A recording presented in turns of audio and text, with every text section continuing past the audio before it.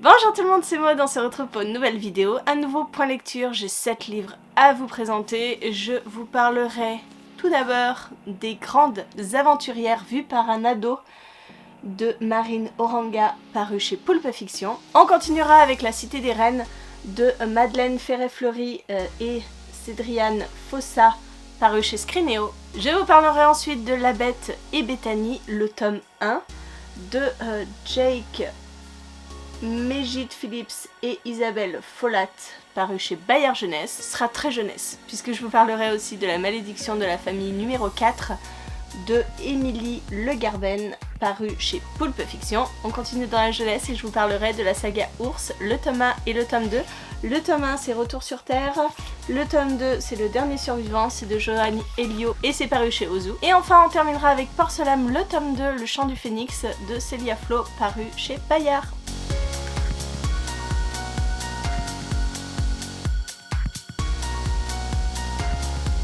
Je commence en vous parlant des grandes aventurières vues par un ado. C'est une lecture qui a été très intéressante en même temps. C'est quelque chose qu'on peut lire comme ça, de temps en temps, un chapitre de temps en temps, pour sa culture générale. Et en fait, moi je me le suis bouffé en une journée. Je n'ai pas voulu arrêter, j'étais pris dans ma lecture et j'ai beaucoup aimé. C'est un roman qui traite, comme vous pouvez le voir dans le titre, des grandes aventurières. En fait, le postulat de base, c'est une petite fille de 7 ans, je crois, qui veut aller au carnaval en étant habillée en aventurière, sauf que les garçons de sa classe lui disent mais il n'y a pas d'aventurière, hein, c'est pas les filles qui doivent s'habiller comme ça, les filles s'habillent pas en pirate, les filles s'habillent pas en aviatrice, non, il n'y a que des garçons. Les aventuriers, c'est pour les garçons. Et donc son grand frère veut la défendre et il va se mettre en quête des grandes aventurières de notre époque et même des époques antérieures. Et à la manière de cette collection 100% bio, on va avoir une chaîne YouTube, il va nous présenter des grandes aventurières à chaque chapitre. Alors soit c'est des chapitres consacrés à une aventurière, soit c'est des chapitres à thème, par exemple je sais pas, l'alpinisme, on va voir un petit peu les aventurières qui ont vraiment marqué ce sport. C'est vrai qu'on nous dit, je suis sûre que vous êtes capable de me nommer 5 grands aventuriers. Christophe Colomb, Vasco de Gama, Paul-Émile Victor, voilà. Ça nous vient tout de suite en tête. Mais des femmes aventurières. Moi, dans ma tête, j'arrive à retrouver des femmes scientifiques qui ont changé un petit peu la science, la médecine, ce genre de choses. Mais c'est vrai que aventurière, franchement, c'est compliqué. Et ben voilà, c'est le livre parfait à mettre dans les mains de toutes les petites filles, de tous les petits garçons, pour vous prouver que dans l'histoire, les femmes aussi ont changé les choses, ont fait avancer les choses, se sont battues autant que les hommes. Alors que c'est vrai que pour certains portraits, les femmes sont obligées de se grimer en hommes pour pouvoir changer les choses. Mais bon, ça évolue et c'était parfait. Franchement, c'était génial pour pouvoir apprendre tout en s'amusant parce que franchement, c'est pas rébarbatif. On vous pose pas tous les faits, toutes les infos. Non, on vous résume en fait la vie des femmes avec des photos, des vraies images d'archives. Voilà, on a vraiment les visages des femmes.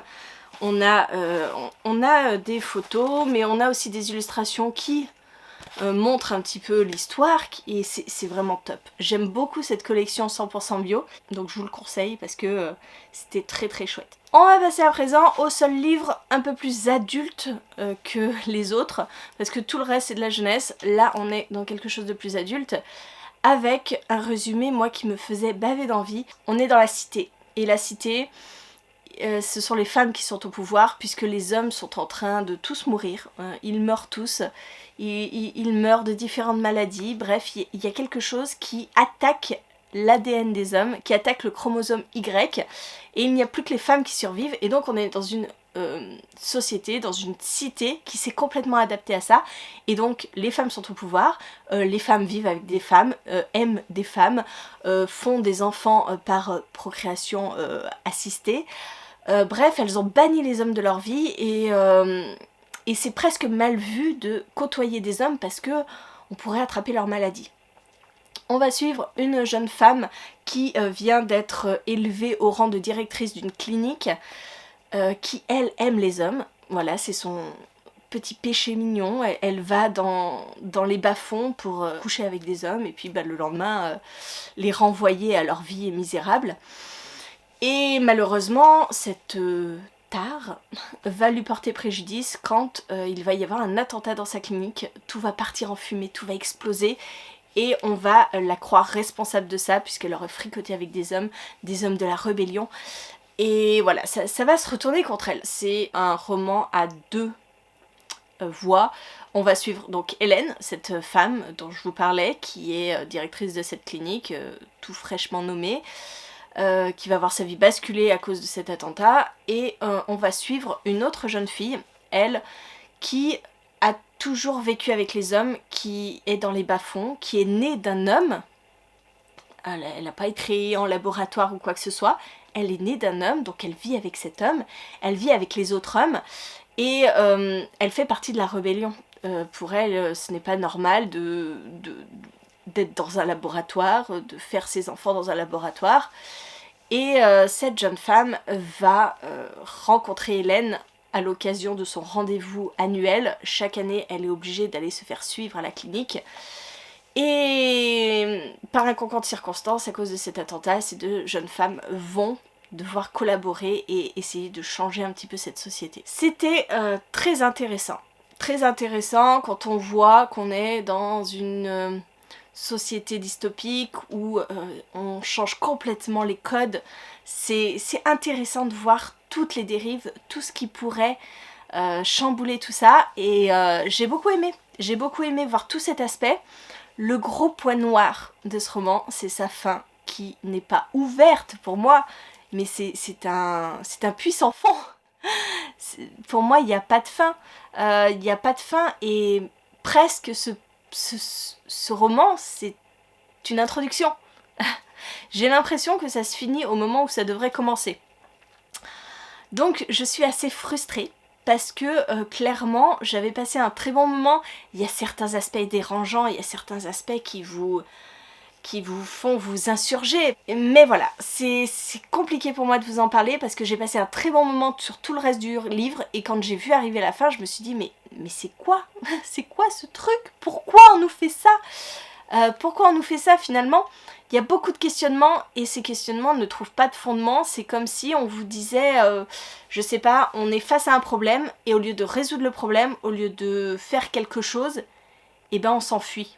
Donc je suis très très déçue et j'aurais espéré quelque chose de plus construit pour la fin et j'aurais espéré une résolution. Ce qui n'est absolument pas le cas ici. Je vais vous parler à présent de La Bête et Béthanie que j'ai adoré. C'était génialissime. Je l'ai lu en lecture commune avec les copines d'Instagram. Marilyn, Summary's Books, Claire de Chute Jolie et Tess de Desert Reef. Et on a passé, je pense, toutes un super moment. Je me suis régalée avec cette petite lecture jeunesse piquante, avec de l'humour noir, décalé et assez glauque, je dois dire, puisque on est dans ce roman avec... Ah oui, un nom à coucher dehors. Le gars s'appelle Ebenezer. Il a 511 ans et il doit sa longévité de vie à un monstre qu'il garde dans sa maison au 15e étage, je crois que c'est ça. Et ce monstre, il l'a connu tout petit et il grandit en ingérant des choses, en mangeant des choses. Donc ça peut passer par un meuble, ça peut passer par des animaux, ça peut passer par plein de choses. Et sa dernière lubie, c'est de vouloir manger un enfant. Donc Ebenezer n'a jamais été confronté à ça. Il a un cas de conscience, on va dire, mais bon, il se dit, il doit bien y avoir des enfants solitaires dont personne ne veut. Et donc il se rend à l'orphelinat. Et il va tomber sur Béthanie, qui est une sale peste, une gamine atroce. Et il se dit, allez, on va la faire bouffer par la bête. Comme ça, la bête, elle est contente, elle me donne mon élixir de vie et je vis encore éternellement. Donc il ramène Béthanie. Béthanie est vraiment atroce. Franchement, dans ce livre, on se demande qui est le monstre, sincèrement, parce que Béthanie, elle est mais méchante. Cette gamine est atroce. Et en fait, au fur et à mesure, Ebenezer, Bethany, voilà, ils vont se construire une petite relation. On peut s'y attendre, on peut s'attendre à ce que Ebenezer finalement s'attache à Bethany, que Bethany soit pas si atroce et s'attache à Ebenezer et qu'il ne veuille pas la donner à manger au monstre, etc. Sauf que le dilemme, c'est que s'il ne donne pas Bethany à manger au monstre, il va mourir. Et par contre, s'il donne Bethany à manger au monstre, eh ben, est-ce qu'il va s'en remettre d'avoir donné cette petite fille qu'il aime à ce monstre ?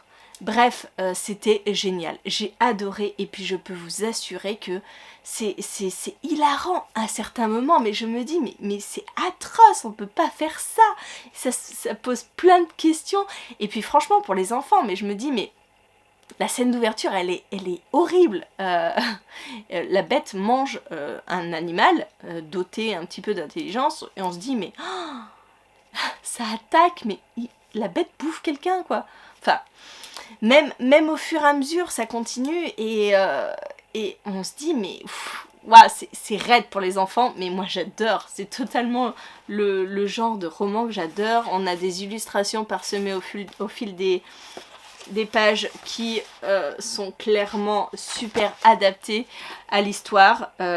J'ai adoré. Franchement, c'est un roman que j'ai adoré et que je conseille, et c'est un tome 1 puisque on arrive sur une fin ouverte, on se dit ouais il y a une suite, ça peut suffire à lui-même, mais il y a une suite et puis si vous êtes comme moi et que vous lisez ce livre et que vous adorez, je suis sûre que vous vous jetterez aussi sur la suite.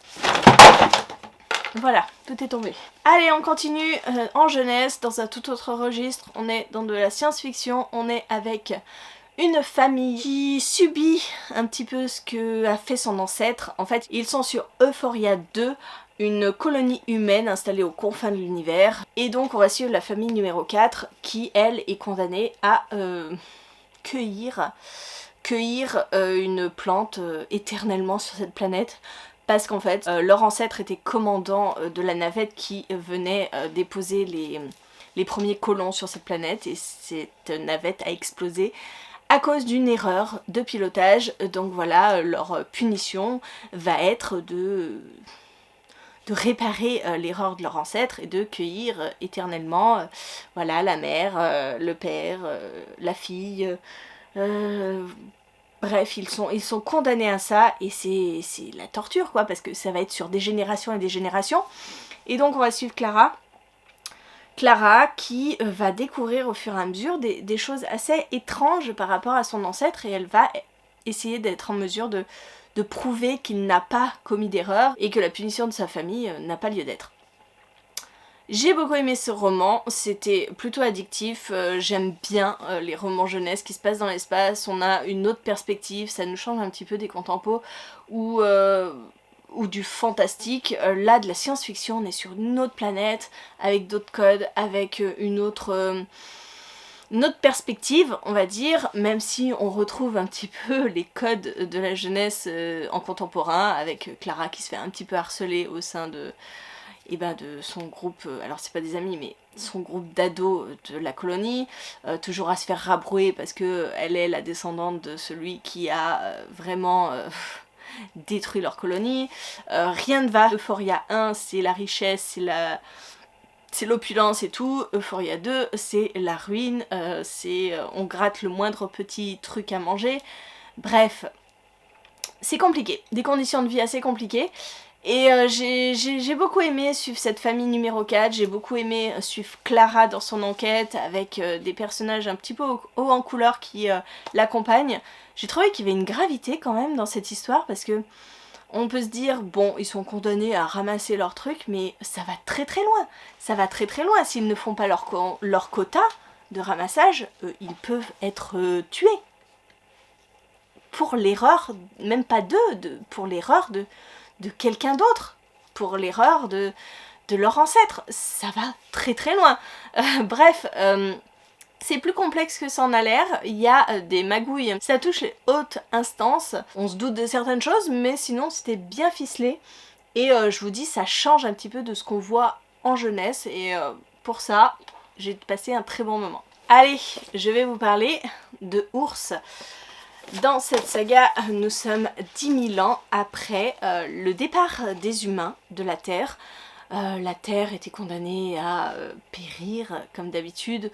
L'humain a détruit sa planète et donc le meilleur moyen c'est la fuite, partir vers Proxima. Un voyage de 10 000 ans quand même. Et malheureusement, le vaisseau qui devait emmener vers Proxima décrète, puisque en cours de route, Proxima est détruite, décrète qu'il faut retourner sur Terre parce que c'est le seul moyen de sauver tous les humains qu'elle a à son bord. Donc, en vol stationnaire autour de la Terre, après 10 000 ans où les humains sont partis, elle va réveiller 3 personnes pour aller explorer la Terre pour voir si elle est de nouveau habitable et si, du coup, les humains peuvent revenir sur leur terre natale. Elle réveille donc Kal-El, Onésime et Shima qui vont être envoyés en éclaireur et ils vont découvrir sur la planète que cette planète est revenue à l'état sauvage, ce qui est une bonne chose, mais que l'espèce dominante est maintenant l'espèce des ours.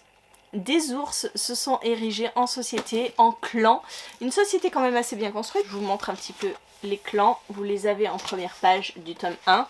Donc les morts-lunes, les fers-crocs, les vieilleurs, les panserondes et les purs. Les purs, ce sont les ours blancs qui dirigent.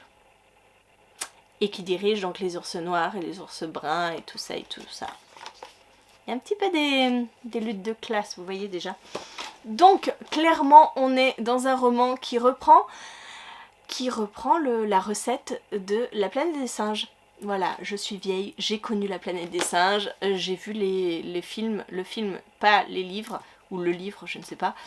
Mais voilà, clairement, on est là-dessus. Les humains reviennent, découvrent une planète où les singes sont intelligents, où les ours sont intelligents, et voilà. J'ai passé un très très bon moment, ils sont très courts, franchement ils font 250 pages, même pas. Le deuxième est plus gros que le premier, il fait 234. Donc voilà, ce sont des courts romans. Mais c'est plutôt sympa à lire. Bizarrement, moi je me suis plus attachée aux ours qu'aux humains. Allez savoir, on va suivre surtout un scientifique ours. Donc c'est Grisard qui est un savant et qui va être appelé par les purs pour enquêter sur cette étrange lumière qui est apparue dans les cieux, et en fait c'est les humains qui sont arrivés. Grisard va devoir enquêter, savoir ce qui se passe, mais bien sûr il n'y a pas que ça. Sa mission va être compromise par des guerres, une guerre qui se prépare entre les différents clans, et il va falloir un petit peu voir ce qui peut être fait pour éviter cette guerre qui est en passe peut-être de détruire l'espèce des ours. Je vous dis, j'ai passé un très très bon moment. On est avec beaucoup de personnages. Clairement il y a les 3 humains, mais après au sein des ours il faut réussir à se rappeler quel personnage est dans quel clan. Il y a des personnalités assez différentes. Ces ours, on les voit pas comme des ours parce que clairement ils réfléchissent comme nous. Ce sont des humains, hein, mais avec des poils. Mais sincèrement c'était très très chouette. Le premier tome est assez introductif, il vous présente un petit peu comment ça se passe sur la Terre, hein, comment les humains vont découvrir ce qui se passe sur Terre, comment ils vont réussir à s'associer un peu aux ours. On voit ces 2 espèces qui vont essayer de cohabiter, mais pour l'instant les humains ne sont que 3 face à des multitudes d'ours. On apprend un petit peu comment ça marche au sein des clans, on commence à voir les tensions arriver. Et dans le tome 2, on est clairement dans la guerre se prépare, les pauvres humains sont au milieu de tout ça et ils se disent comment on va faire pour s'en sortir. Au-delà de ça, il y a d'autres révélations par rapport à ce que les humains ont laissé sur Terre avant leur départ. Parce que finalement, les ours ne se sont peut-être pas développés aussi naturellement que ça. Bref, c'était hyper intéressant, hyper addictif, et je ne sais pas quand sort le tome 3. Mais là, c'est vrai que j'ai enchaîné les 2, direct. Et j'ai peur que quand le tome 3 va sortir, je ne me rappelle plus qui est qui. Parce que je vous dis, il y a quand même beaucoup de personnages. C'est assez complexe, la société, les interactions entre les différents clans. les manigances aussi entre les différents clans, la classe politique dominante, les insurgés, les clans guerriers, bref, c'est assez complexe comme société, mais bon, c'est au niveau de la jeunesse, donc on s'y repère quand même très bien. J'ai juste peur d'oublier entre le tome 2 et le tome 3. Et enfin, je vous parle de Porcelam, qui est le tome 2 du Chant du Phénix, mais bon, apparemment on peut lire les tomes indépendamment. Moi, je suis toujours un peu perplexe face à cette situation, parce que si on n'a pas lu le tome 1, est-ce qu'on comprend vraiment? Parce que dans ce tome-là, oui, ce n'est pas centré sur Tomoe comme dans le tome 1, Tomoe qui était guide sur la voie du Kirin, il y a eu pas mal d'aventures autour d'elle. Tomoe se retrouve ici dans un autre rôle que guide, dans une évolution, ça qui a trait au tome 1. Et là, on va plutôt suivre Eiko, qui est une jeune femme mariée qui vit dans le temple du Kirin, et qui va découvrir qu'elle est finalement l'incarnation du phénix, et donc qu'elle fait partie d'un des 5 clans primordiaux, et qu'elle est normalement destinée à régner sur le clan du phénix. Encore une fois, on est dans quelque chose de très complexe, dans des clans, dans des interactions de clans, dans un clan qui prend le pouvoir par rapport aux autres. C'est vraiment des relations de pouvoir dans ce roman. Dans le premier tome, on était plutôt dans quelque chose où on était assez extérieur au clan, on comprenait un petit peu l'univers, c'était très très bien fait d'ailleurs, avec la porcelame, toutes les interactions entre les gens et leur porcelame, puisque la porcelame c'est une petite statuette qui définit les gens, qui les suit tout au long de leur vie, qui les suit dans leurs mœurs, et qui change au fur et à mesure de leur vie, qui montre leur âme, clairement. Et là, on n'est plus vraiment concentré sur la porcelame, parce que on nous a expliqué ce que c'était dans le tome 1, maintenant on est concentré plutôt sur la société, sur comment elle va évoluer, et les rapports de force entre les clans. Et là, on va suivre Eiko qui est désemparée, qui ne se sent absolument pas de devenir le chef du clan des Phénix. Sincèrement, elle n'y croit pas, elle ne voit pas comment c'est possible, comment elle pourrait s'imposer. Elle, une jeune femme timide qui essaye de passer inaperçue, qui pense n'avoir aucun charisme.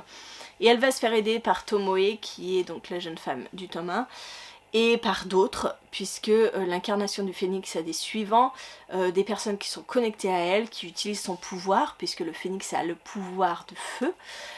Et il y a un grand enjeu, puisque il va y avoir une réunion des 5 clans, et au niveau de cette réunion, si personne ne s'est prononcé, ne s'est dévoilé en tant qu'incarnation, l'empereur compte bien annexer le clan du phénix sous sa patte et le gouverner. Donc Eiko n'a pas trop le choix, elle doit se dévoiler, et pour éviter que son clan ne soit réduit en esclavage, on va dire, ou ne puisse rien pouvoir dire face à l'empereur. Bref, il y a pas mal d'enjeux politiques dans ce roman, et j'ai beaucoup aimé. Je crois que je l'ai presque même préféré au tome 1, parce que le tome 1, il y avait quelque chose d'assez redondant dans le fait que Tomoe était poursuivie, elle y échappait, elle était poursuivie, elle y échappait. Là, non, on est dans une configuration complètement différente, et on apprend en même temps qu'Eiko ce qu'est être un phénix, ses pouvoirs, comment les développer, ses responsabilités. Et moi j'adore tout ce qui est jeu de pouvoir, et quand c'est hyper bien fait comme ça, moi j'adore. Et j'ai passé un très très bon moment, un excellent moment. Je suis de plus en plus séduite par cette saga, je la trouve vraiment excellente. Donc Célia Flo a fait quelque chose d'original, et il me tarde de voir ce que Célia Flo va nous pondre dans le prochain tome. Alors je ne sais pas, on a fait le Kirin, on a fait le phénix, donc il reste la tortue, le dragon et les tigres, donc voilà. Plusieurs facettes de ces clans, et à chaque fois c'est hyper intéressant et très addictif. Et on est dans une société où voilà, ça peut se décliner à l'infini, et voilà, j'ai hâte de voir ce qui va être fait contre l'empereur, parce que clairement l'empereur c'est le gros méchant. Depuis le début, hein, depuis le premier tome, c'est le gros méchant, il est identifié comme l'ennemi à battre. Et Et j'aime beaucoup, vraiment, vraiment, je trouve qu'il y a énormément de qualité dans cette saga, dans un univers, alors japonisant, chinois, enfin asiatique. Je vais pas me prononcer sur où exactement, mais asiatique, et c'était très chouette. Voilà, j'en ai terminé avec ces 7 romans. Merci d'avoir regardé la vidéo jusqu'au bout. N'hésitez pas à me dire en commentaire si vous avez lu un de ces romans, ce que vous en avez pensé. Et moi, en attendant, je vous fais des gros bisous. Je vous souhaite une très bonne journée, de très bonnes lectures. Je vous dis à très bientôt pour une nouvelle vidéo.